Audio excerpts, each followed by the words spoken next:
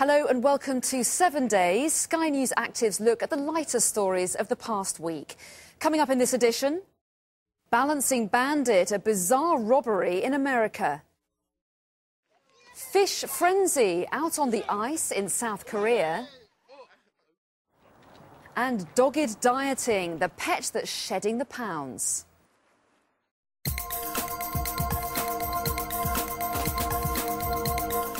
First, it's time to introduce Prince Charles, but not as you know him.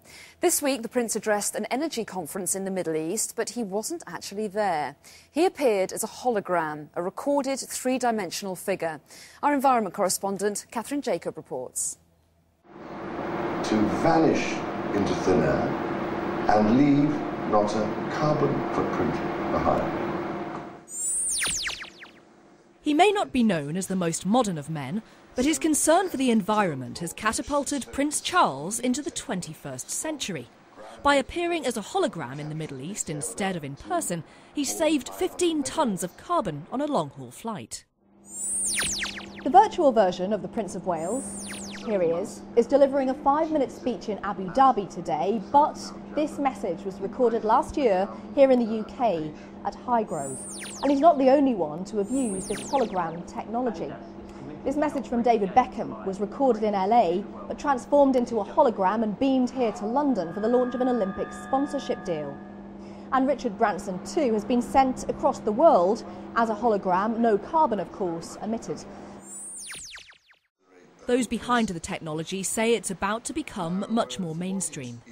The idea is that if you can have a real life experience between a hologram and the audience, then there will be less of a need to travel. And though the airlines may not approve, the Green Lobby are thrilled with the possibilities. Businesses really need to follow Prince Charles' example and try and cut emissions, perhaps not necessarily by a hologram, but certainly by using sort of video conferencing or even the humble teleconferencing call a lot more. And as the 3D technology is advancing all the time, look out for his royal hologram coming to you live from the virtual world in the near future. Catherine Jacobs, Sky News. The Prince's hologram got a warm reception, but things were decidedly chilly at this gathering in Norway. Artists from around the world travelled to the Ice Festival, including a Guatemalan band eager to play a unique instrument, the ice marimba. A lake high up in the mountains provided ice containing a small amount of air and bubbles. That optimises it to be cut and shaped for tuning purposes. And with the spectacular northern lights showing in the sky, the performance was bound to be a success. Religion is the focus of this bone-chilling practice in Russia. Thousands of people across the country jumped into frigid water to celebrate the Russian Orthodox feast of the Epiphany. Priests first blessed the water before the bathers took the plunge. The age-old ritual commemorates the baptism of Jesus in the River of Jordan, and believers say it symbolically washes their souls clean. Oddly enough, even with temperatures nearing 50 degrees below zero, they also believe the icy dip is good for their health. Over in Korea, the cold weather also brought out thousands of people wanting to try their luck at ice fishing.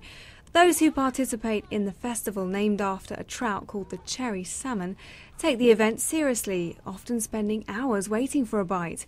And those who don't have the luck or the patience to wait for the fish to bite can try their hand at live fish catching.